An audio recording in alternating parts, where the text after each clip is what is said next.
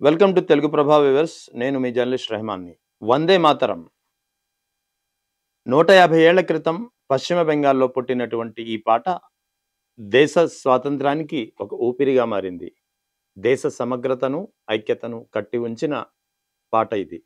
ఇది ఒక పాట మాత్రమే కాదు, దేశ స్వాతంత్రోద్యమాన్ని ముందుకు నడిపించినటువంటి కొన్ని అక్షరాలు.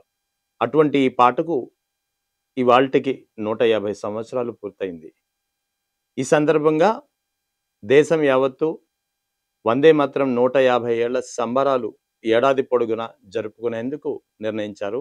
ఇవాల్టి నుంచి అంటే నవంబర్ 7, 2026 నుంచి వచ్చే ఏడాది నవంబర్ 7, 2027 వరకు ఏడాది పొడుగునా దేశవ్యాప్తంగా వందే మాత్రం 150 ఏళ్ల సంబరాలు జరుపుకోనున్నారు.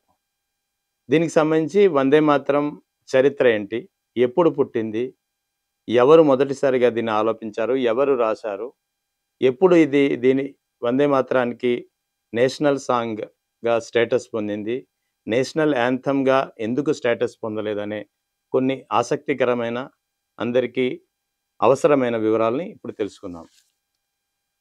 వందే మాత్రం 150 సంవత్సరాల ఉత్సవాలు ప్రస్తుతం మనం జరుపుకుంటున్నాం. అయితే వందే మాత్రం తొలిసారిగా అసలు వందే మాత్రం రాసింది ఎవరు?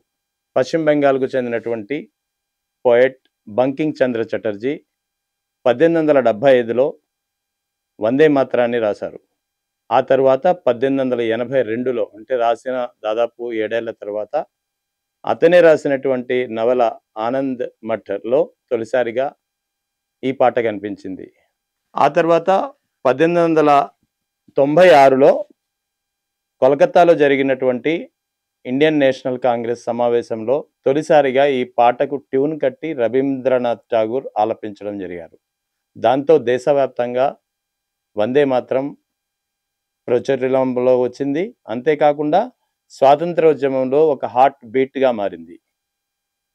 రహస్య సమావేశాల్లో, ర్యాలీల్లో, స్వాతంత్రోద్యమ పోరాటంలో, గ్రామాల్లో, వాడవాడల, పట్టణాల్లో, నగరాల్లో అన్నిటా మార్మోగిన పరిస్థితి మనం చూసాం. ఇక 1909లో అరబిందో ఘోష్ తొలిసారిగా ఈ పాటను ఇంగ్లీష్లోకి అనువదిస్తే 1937లో ఇండియన్ నేషనల్ కాంగ్రెస్ వందే మాత్రంలోని మొదటి 2 స్టాంజాస్కు నేషనల్ సాంగ్ స్టేటస్ ఇచ్చారు. కానీ నేషనల్ యాంథమ్ స్టేటస్ మాత్రం ఇవ్వలేదు.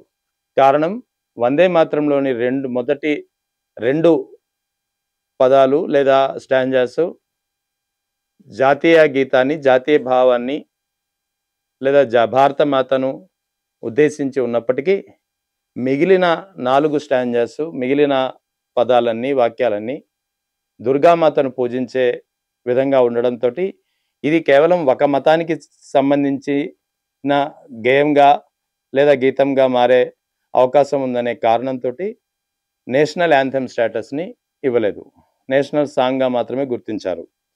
ఆ తర్వాత 1950 జనవరి 24న తొలిసారిగా కాన్స్టిట్యూషనల్ అసెంబ్లీ, అంటే రాజ్యాంగ పరిషత్, దీనికి నేషనల్ సాంగ్ స్టేటస్ని అధికారికంగా డిక్లేర్ చేసింది. అప్పటి నుంచి నేషనల్ సాంగ్ స్టేట్ హోదాలో వందే మాత్రం అందరి నోటా వినిపిస్తోంది. ఆ తర్వాత జనగణమనకు నేషనల్ యాంథమ్ స్టేటస్ ఇచ్చారు. జనగణమనతో పాటు ఇటు వందే మాత్రానికి, అంటే నేషనల్ యాంథమ్ జనగణమనతో పాటు నేషనల్ సాంగ్ వందే మాత్రం రెండింటికి సమాన హోదా ఉంటుందని చెప్పి బాబు రాజేంద్ర ప్రసాద్ చెప్పారు. ఆ తర్వాత తాజాగా 2022లో ఢిల్లీ హైకోర్టు కూడా ఈ విషయాన్ని స్పష్టం చేసిన పరిస్థితి ఉంది. సో నేషనల్ యాంథమ్ జనగణమనకు ఎంతటి ప్రాముఖ్యత ఉంటుందో నేషనల్ సాంగ్ వందే మాత్రానికి కూడా అంతటి ప్రాముఖ్యత ఉంటుంది. ఇక వందే మాత్రానికి తొలిసారిగా ట్యూన్ కట్టింది ఎవరు? రాసింది బంకింగ్ చంద్ర చటర్జీ అయితే మొదటిసారిగా దీనికి ట్యూన్ కట్టింది ఎవరు? జండూనాథ్ భట్టాచార్య. ఇతను కూడా పశ్చిమ బెంగాల్కి చెందిన వ్యక్తి.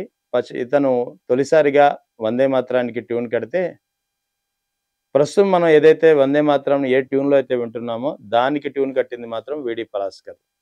సో ఈ విధంగా వందే మాత్రం 150 ఏళ్ళు పూర్తి చేసుకుంది. దేశ స్వాతంత్రోద్యమాన్ని కట్టి ఉంచింది. దేశ సమగ్రతకు సాక్ష్యంగా నిలిచింది. స్వాతంత్రోద్యమ పోరాటంలో ఒక హార్ట్ బీట్గా మారి ర్యాలీల్లోనూ, సమావేశాల్లోనూ అన్నిటా వీధి వీధిలా మార్మోగినటువంటి వందే మాతరం 150 ఏళ్లు పూర్తి చేసుకున్న సందర్భంగా భారత ప్రభుత్వం ఏడాది పాటు సంబరాలు జరుపుకోవాలని నిశ్చయించింది.